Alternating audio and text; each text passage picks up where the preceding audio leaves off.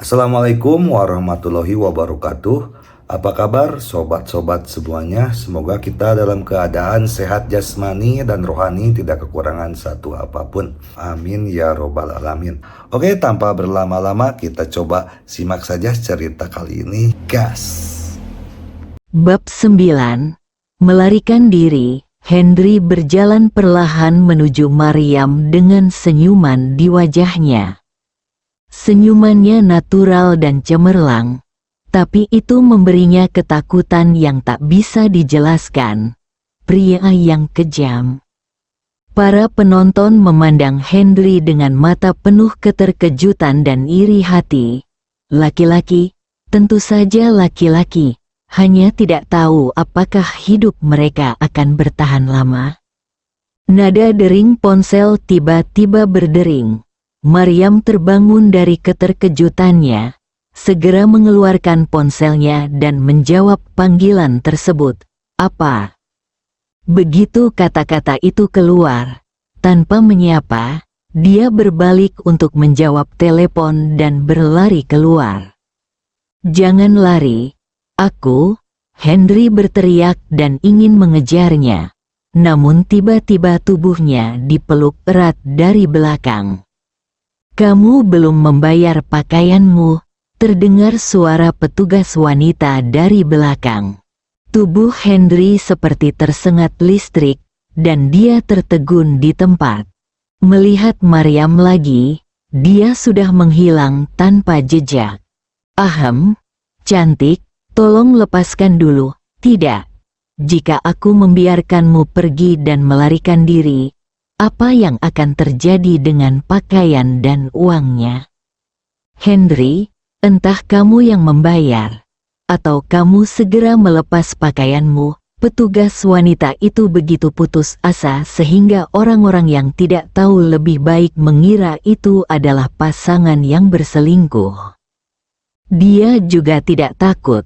Henry mengutuk dalam hatinya, "Maryam, sial. Tunggu sampai aku bertemu denganmu lagi. Bagaimana aku akan menyelesaikan masalah denganmu?" "Saya akan segera melepasnya," Henry berkata dengan marah. Begitu dia selesai berbicara, tubuhnya gemetar, seolah kesurupan. Tubuh petugas wanita itu langsung meluncur ke samping dan berdiri 1 meter jauhnya, berdiri kokoh. Asisten toko wanita itu tampak terkejut. Kekuatan macam apa itu? Saat dia hendak bergegas lagi, mata Henry tiba-tiba berbinar. "Ahem, cantik, apa, di mana tempatmu?" Asisten toko wanita itu menunduk dan berteriak, "Ah," dan berubah. Tiba-tiba penglihatannya menjadi gelap. Dan jas Henry sepertinya memiliki mata, terbang langsung ke pelukan petugas wanita, tepat pada waktunya untuk menghilangkan rasa malu di depannya. Henry berbalik dan masuk ke kamar pas. Dalam waktu kurang dari 1 menit, dia keluar dengan mengenakan pakaian jalanan yang sama lagi. Para penonton yang belum bubar merasa bahwa pandangan mereka benar-benar hancur. Pemuda tampan itu baru saja menghilang. Pria yang menakjubkan itu menghilang. Dan dalam sekejap dia berubah menjadi seorang pembenci tua. Aku baru saja berkata, bagaimana wanita sombong seperti Maryam bisa membeli pakaian untuk orang kampung ini? Kodok itu ingin memakan daging angsa. Kerumunan di belakangnya melontarkan serangkaian ejekan, yang membuat Henry merasa seperti ada cahaya di punggungnya. Dia berulang kali memperingatkan dirinya sendiri untuk tetap tenang, dan berjalan keluar perlahan dengan langkah persegi. Setelah berjalan keluar dari BIP Plaza, Henry berlari hampir 2 mil dalam satu tarikan napas. "Maryam, kamu harus meminta maaf dan menjadi wanitaku. Sekarang kami melaporkan berita terbaru. Grup Kili Kota Bandung menawarkan hadiah sebesar 1 juta untuk menyewa seorang dokter pengobatan tradisional Jawa untuk merawat Tuan Sutrisno. Ketua Grup Nancy, kami menyambut semua ahli pengobatan tradisional Jawa untuk datang ke Rumah Sakit Kota Bandung untuk memamerkan keterampilan mereka. Sejak dia mendengar berita itu, dia tersenyum. Saya tidak perlu lagi khawatir tentang uang, dan saya tidak perlu lagi memohon kepada orang lain agar mengizinkan saya menemui dokter. 1 juta adalah milikku, rumah sakit yang besar, jauh lebih bagus dari klinik orang tua itu. Akan sangat bagus jika aku bisa menjadi dokter di sini, gedung-gedung tinggi. Ketika Henry melihat gedung tinggi itu, depresinya hilang.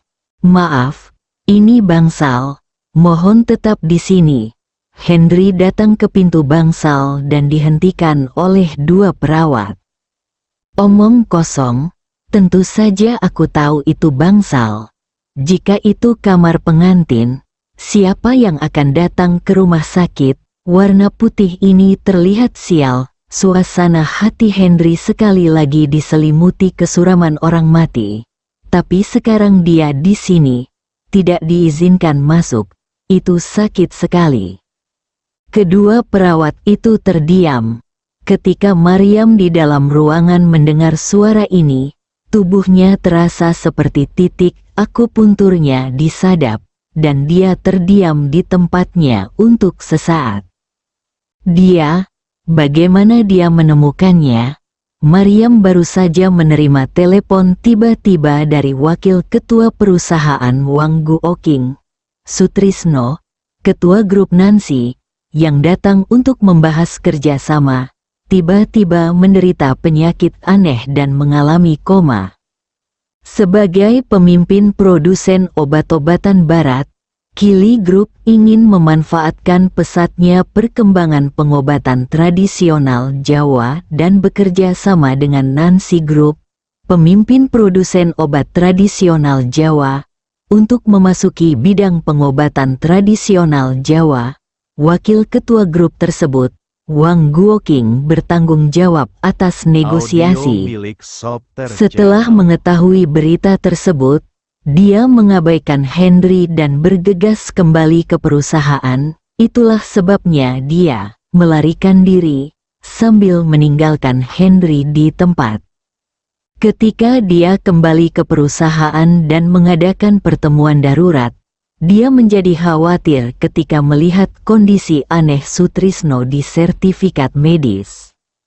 Negosiasi dengan Nancy Group ini terkait dengan apakah kontrak bernilai miliaran ribu dapat dinegosiasikan, dan juga terkait dengan perkembangan perusahaan di industri farmasi. Jika kondisi Sutrisno tidak dapat dikendalikan, akan ada konsekuensi yang tidak dapat diprediksi. Dia buru-buru bertanya tentang status pengobatannya, yang membuatnya semakin pingsan. Cepi Rediana, sekretaris ketua Nancy Group, hanya menerima pengobatan-pengobatan tradisional Jawa dan tidak menerima diagnosis pengobatan barat. Ketika manajer umum perusahaan Lengbing melaporkan bahwa Wawan Dermawan, keturunan generasi ke-8 dari Balai Pengobatan Tradisional Jawa Wang di Kota Bandung, telah diundang untuk diagnosis dan pengobatan, tetapi kondisinya masih belum dapat ditentukan, Maryam menjadi cemas yang mengobati penyakit Sutrisno. Siapa yang berteriak di depan pintu? Apakah kamu punya tutor? Wawan Dermawan, yang diundang untuk merawat Sutrisno, pergi ke rumah sakit untuk pemeriksaan, tetapi tidak menemukan penyebab penyakitnya dan merasa sangat malu.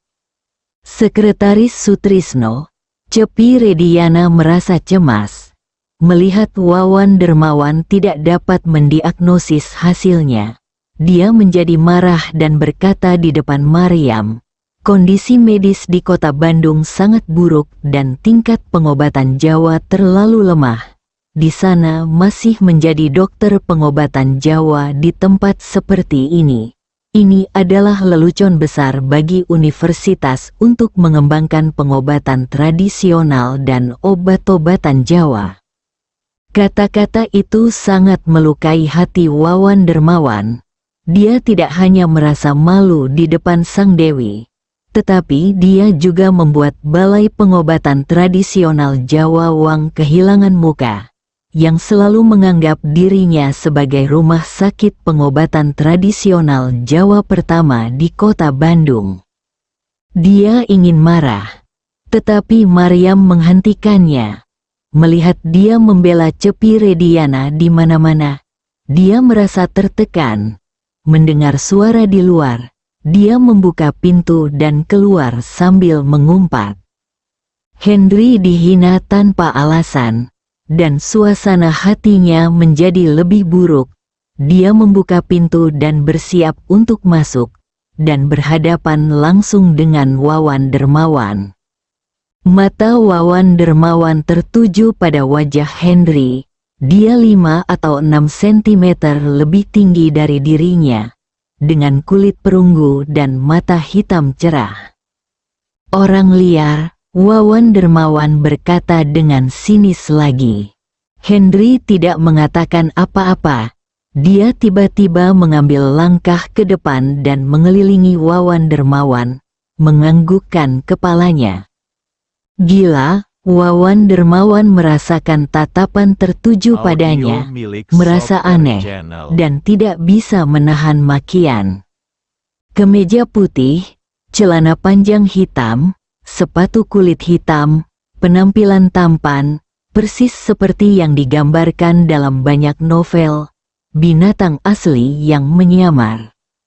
Engah, Wawan Dermawan hampir muntah darah. Ada apa denganku? Aku bukan anak yang cantik. Berbeda denganmu, aku penuh energi dan tidak punya niat baik. Pintunya langsung berbau mesiu. Bab 10.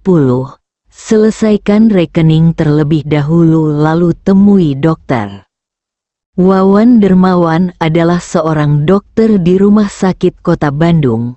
Henry dihina secara langsung, yang membuatnya merasa terhina dan sangat marah. Dia berbalik dan berteriak kepada perawat di luar. Apa yang kamu lakukan begitu bodoh? Hubungi keamanan secepatnya dan beri saya orang gila ini. Ledakan. Ketika Henry mendengar bahwa dia akan diusir oleh petugas keamanan, dia mengira Wawan Dermawan adalah anggota keluarga pasien, dan dia tiba-tiba kehilangan mood untuk menyelamatkan orang. Cih, kamu tahu kan aku memperlakukan orang seperti kamu. Jangankan 1 juta, bahkan 10 juta. Aku bahkan tidak akan datang. Jika aku menyelamatkan 1 orang, aku akan membawa bencana bagi seluruh kelompok. Setelah mengatakan itu, dia berbalik dan pergi. Silakan tinggal. Sekretaris Cepi Rediana sangat gembira ketika dia mendengar di rumah bahwa seseorang menawarkan hadiah untuk perawatan medis, dan dia segera berlari keluar untuk membujuknya agar tetap tinggal. Ketika dia melihat Henry, yang berusia kurang dari 20 tahun, dia tertegun. Namun, mengingat kondisinya yang serius, dia tidak mempedulikan hal lain. Dokter, nama saya Cepi Rediana, ketua kami. Saya sakit tanpa alasan dan ini sangat serius. Saya harap Anda dapat membantu saya dengan diagnosis dan pengobatan. Kesopanan Cepi Rediana jauh lebih baik daripada Wang Bingji. Henry merasa puas dan mengira dia ada di sini demi uang. Brengsek, saya menahannya. Dia melirik Wawan Dermawan dan berkata sambil tersenyum, demi kata-kata sopan Anda, saya akan membantu Anda dengan diagnosis dan pengobatan. Namun, siapkan 1 juta biaya pengobatan terlebih dahulu. Saya dapat merawat pasien dengan sangat cepat. Cih, bisakah kamu mati jika kamu tidak menyombongkan diri? Wawan Dermawan merasa lebih malu ketika dia melihat bahwa dia benar-benar mempekerjakan Henry untuk mengobati penyakitnya, dan mencibir. Jangan khawatir, aku bisa menyelamatkanmu dengan keterampilan medisku. Henry melangkah masuk tanpa menoleh ke belakang. Jika kamu tahu cara menemui dokter, kamu benar-benar gila. Wawan Dermawan terus memarahi dari belakang. Audio milik Yoho, Software Channel. Henry mengabaikan Wawan Dermawan, membuka pintu, dan tiba-tiba melolong, menakuti semua orang yang hadir. Cepi Rediana sangat ketakutan sehingga dia melompat ke samping. Langit itu besar, bumi itu besar, dan wajahnya paling besar. Saya telah disetubuhi oleh seorang wanita dan tidak pernah melepaskannya. Henry menjadi marah dan buru-buru melihat wajah Maryam, mengangkat hidungnya untuk menciumnya, dan berkata dengan santai, "Untungnya, hidup tidak boleh terputus.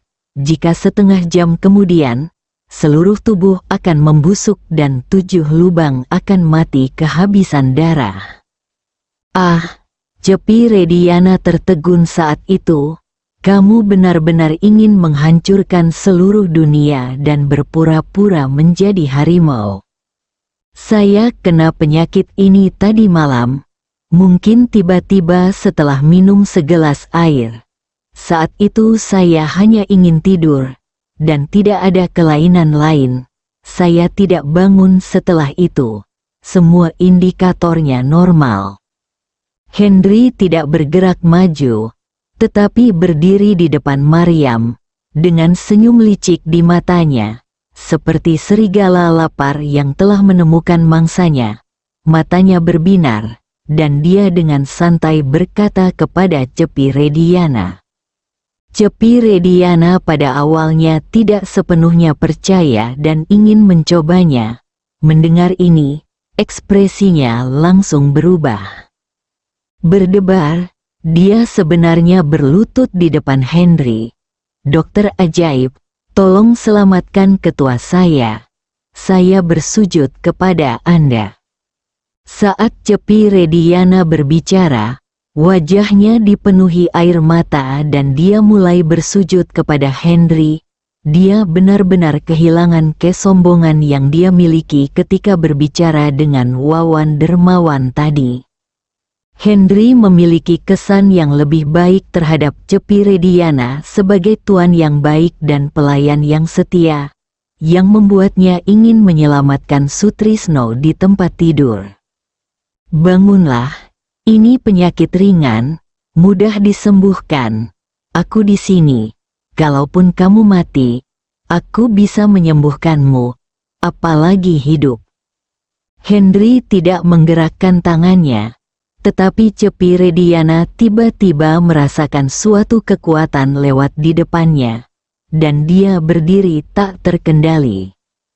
"Dokter, bisakah Anda cepat membantu saya berobat? Jangan terburu-buru." Henry tersenyum cerah. "Maryam, kita bertemu lagi." "Ahem, ya, kita bertemu lagi. Ada yang harus kulakukan sekarang." Maryam melihat dia mengenakan pakaian lamanya lagi, dan dia merasa malu ketika memikirkan tentang apa yang dia katakan dia ingin membelikan pakaian untuknya. Tidak perlu mengatakan apapun, Henry melambaikan tangannya dan langsung menghentikannya. "Apa yang akan kamu lakukan? Kamu kasar sekali pada Tuan Tang." Wawan Dermawan menyukai Maryam dan ingin memamerkannya. Henry menghadapi Maryam, membuatnya Audio marah. milik Software Channel. "Direktur Maryam," Henry mengangkat alisnya dan bertanya dengan lembut. Wawan Dermawan merasa jijik di dalam hatinya dan mencibir, "Tentu saja, Dia adalah ketua Maryam dari grup Kili. Maryam ingin naik dan menendang Wawan dermawan sampai mati. Dia takut Henry akan mengetahui detailnya dan dia akan mengungkapkan bahwa dia adalah pacarnya di masa depan. Lebih baik dia mengatakannya secara langsung. Ketika Henry mengetahui bahwa Maryam adalah ketua grup Kili, dia merasa tenang, masuk ke ruangan, duduk di kursi, dan mengetuk sandaran tangan dengan jari-jarinya. Maryam, ketika saya berobat ke dokter, saya selalu mematuhi aturan tidak mencuri dengan tangan kosong dan mengobati dengan sia-sia. Akun lama tidak dihitung, dan akun baru. Direktur Maryam, karena Anda mengenal dokter ini, mohon ucapkan kata-kata yang baik. Dokter hanya mengatakan bahwa dia hanya punya waktu setengah jam. Maryam menggigit bibirnya dengan ringan. Dia lebih cemas dari siapapun. Namun, ketika Henry muncul, dia lebih tertekan daripada orang lain. Henry, apakah kamu yakin bisa menyembuhkannya? Maryam tahu bahwa ada kejahatan dalam dirinya. Tapi dia tidak terlalu percaya pada keterampilan medisnya. Jadi dia bertanya. Bagaimana menurutmu? Apakah kamu lupa tadi malam? Sebuah pertanyaan retoris yang ambigu, dan semua orang di ruangan itu tampak terkejut. Harap lebih berhati-hati dalam berkata, apa yang terjadi hari ini adalah salahku. Setelah kamu sembuh, aku akan segera pergi berbelanja pakaian denganmu. Jika saya sembuh, saya akan punya uang, saya tidak membutuhkannya. Wajah Maryam memerah. Dia menggigit bibirnya erat-erat, berjalan maju beberapa langkah, dan mendatangi Henry. Sepertinya dia telah melakukan kesalahan. Saya salah. Tolong bantu saya. Dan saya akan meminta maaf kepada Anda ketika aku sudah selesai. Beri aku ciuman dan aku akan memaafkanmu, kata Henry dengan seringai di wajahnya. Direktur Maryam, suara Cepi Rediana datang dari samping. Pipi Maryam memerah karena malu. Dia mengambil keputusan dan mengangkat kepalanya untuk menghadap Henry. Henry tiba-tiba berdiri, memeluknya, menepuk punggungnya dan berkata, ada terlalu banyak orang, jadi kami tidak akan menciumnya. Engah, orang-orang di ruangan itu hampir muncrat. Dalam mimpinya, sang dewi dihujat. Wawan dermawan merasakan asap mengepul dari mulutnya. Api keluar dari matanya. Dan dia berharap bisa membunuh Henry dengan matanya. Maryam tidak sabar untuk merangkak ke dalam celah di tanah. Reputasinya benar-benar dirusak oleh bajingan ini. Penghinaan ini harus dibalas. Kamu. Mata Wawan dermawan menyapu Maryam. Sang dewi dinodai dengan kejam. Dan dia menunjuk ke arah Henry dengan sangat bersemangat. Dokter Wang, harap tenang. Mengobati penyakit dan menyelamatkan nyawa adalah hal yang paling penting sekarang. Maryam, wajahnya memerah, berhenti di depan Wawan dermawan. Wawan dermawan mencium aroma mawar di tubuh Maryam, dan pikirannya menjadi kosong. Direktur Maryam, jangan hentikan saya. Saya harus mendapatkan penjelasan untuk Anda hari ini. Itu sudah memalukan. Tapi Wawan dermawan menyebutkannya berulang kali, yang membuatnya semakin memalukan. Bersambung.